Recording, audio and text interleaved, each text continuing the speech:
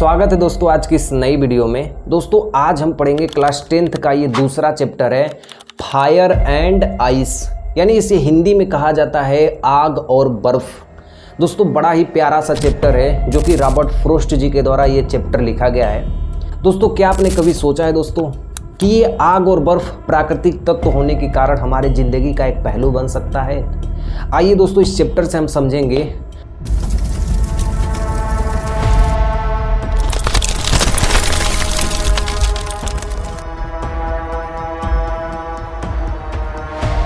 दोस्तों कल्पना कीजिए कि आप एक ऐसी जगह है जहां आग और बर्फ के बीच में संघर्ष चल रहा है। यानी आग का मतलब ही कुछ और है और बर्फ का मतलब कुछ और है। यहाँ पे आग का मतलब बताया गया है जोश, जुनून, क्रोध, विनाश, शक्ति, क्रूरता, लालच, ये सब कुछ आग को बताया गया है। और बर्फ को बताया गया है नफरत, अंत का प्रतीक, घृणापन, कठोरता, ठंडक, ये सब कुछ बर्फ के द्वारा मानी गई है। तो दोस्तों इस आग और बर्फ की नफरत के बीच में, इस आग और बर्फ के संघर्ष के बीच में ऐसा क्या राज छुपा है जो हमें इस चैप्टर से देखने को मिलेगी। दोस्तों इस कहानी में हम समझेंगे कि यह आग और बर्फ केवल प्रकृति में नहीं बल्कि मानव समाज में भी एक गहरा असर डालते हैं। दोस्तों रॉबर्ट फ्रोस्ट ये हमारे चैप्टर के कवि हैं और हमें इस चैप्टर में ये भी बताते हैं कि यह आग और बर्फ एक दिन दुनिया का अंत करने वाली है। आइए दोस्तों इस चैप्टर को एक एक step by step explanation, full explanation पढ़ेंगे और साथ ही सभी क्वेश्चन आंसर को भी हम पढ़ेंगे। तो चलिए दोस्तों वीडियो को स्टार्ट करते हैं।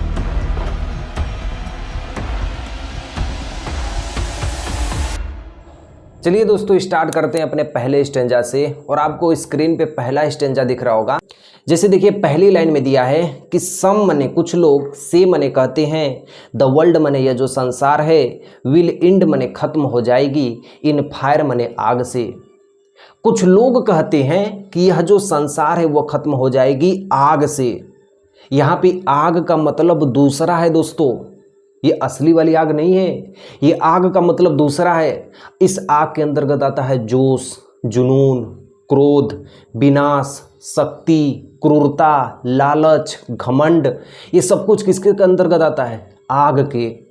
यानी आग को मतलब बताया गया है इन सब से। याद रखिएगा आग का मतलब क्या है? क्रोध, विनाश, जोश, जुनून, क्रूरता, लालच, घमंड, हवस, ये सब कुछ किसके अंतर्गत माना गया है? आग के अंतर्गत। दूसरी लाइन में देखिए क्या कहा गया है, सम से यानी कुछ लोग कहते हैं, बाई इन आइस मने बर्फ से।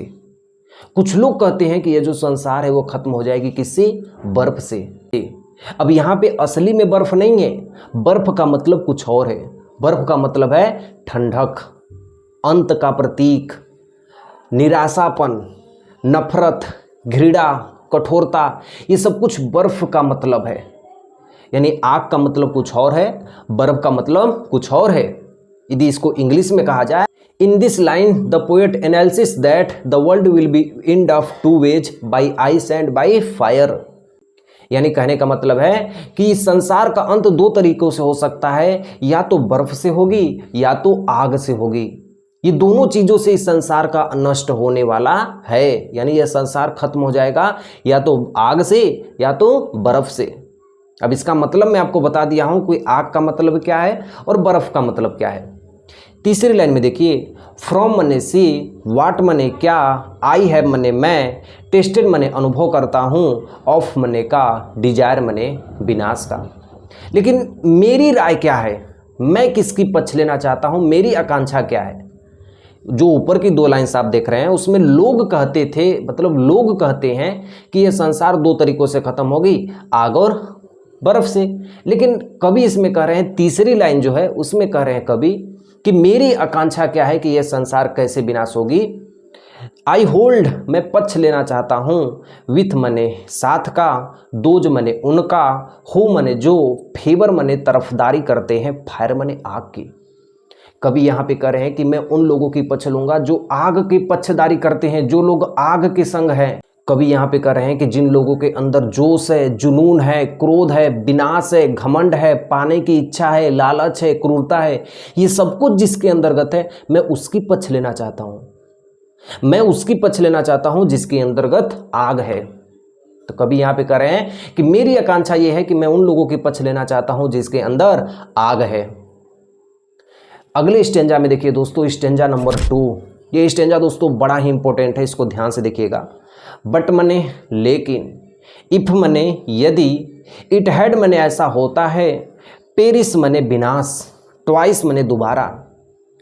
यहाँ पे लेखक कह रहे हैं, यहाँ पे कवि कह रहे हैं कि यदि संसार का विनाश यदि दोबारा होता है, आई थिंक मने मैं सोचता हूँ, आई नो मने मैं जानता भी हूँ, इनफ मने पर्याप्त है, ऑफ हेट मने घृणा करना।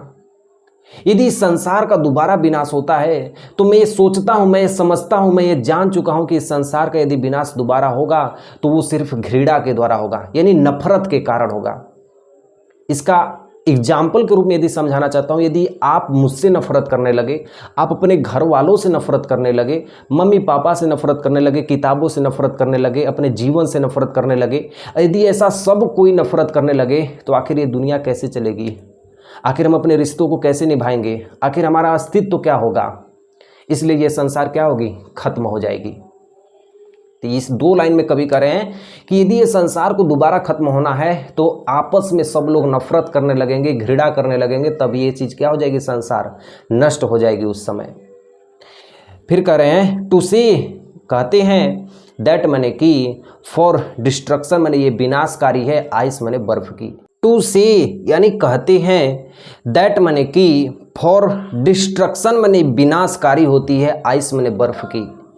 यानी यदि पृथ्वी का दोबारा विनाश होता है, यदि लोग आपस में घृणा करते हैं, तो ये भी चीज़ विनाशकारी किसके अंतर्गत आती है? बर्फ के ही अंदर आती है। यानी कहने का मतलब एक ही हुआ दोस्तों कि इट आल्सो ग्रेट, ये हमेशा के लिए महान होगा, एंड मने और, वुड सफिस मने और ये पर्याप्त भी होगा।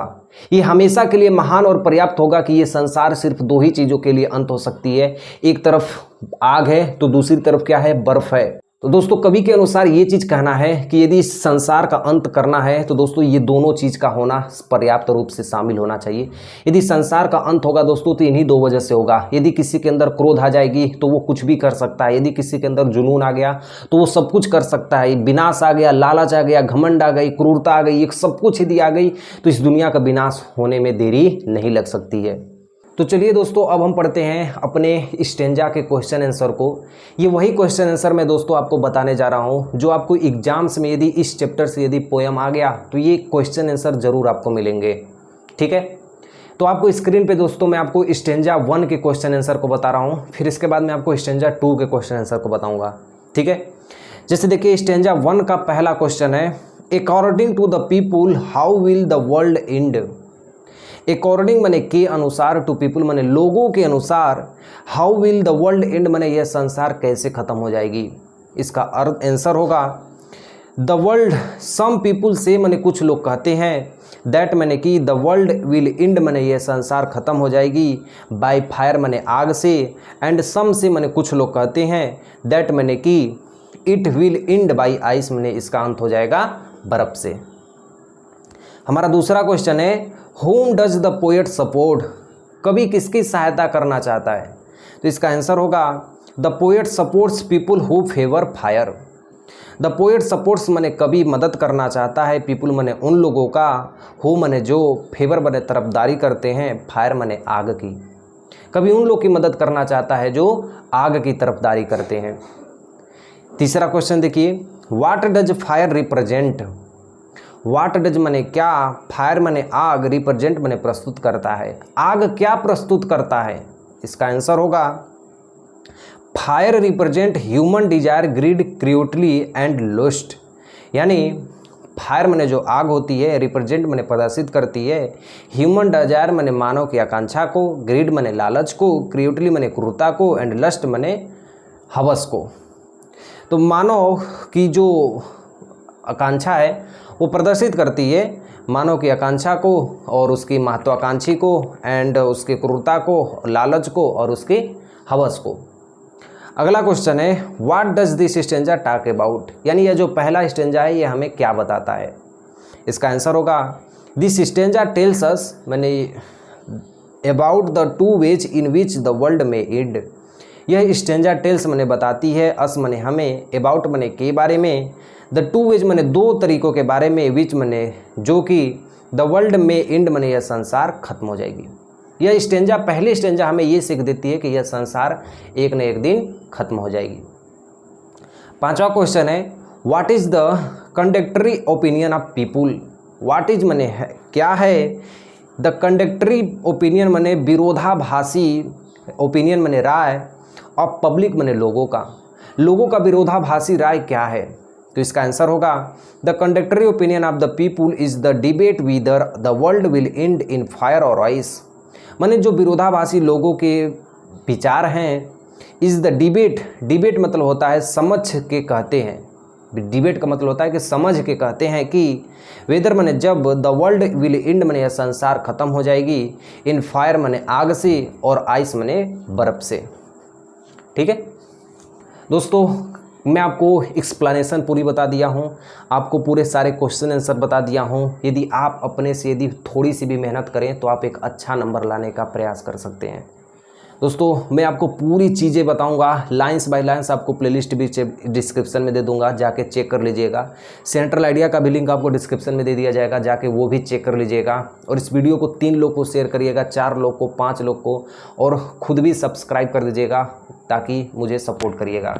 ठीक है, मिलता हूँ आपको नेक्स्ट वीडियो में, तब तक के लिए आपको जय हिंद।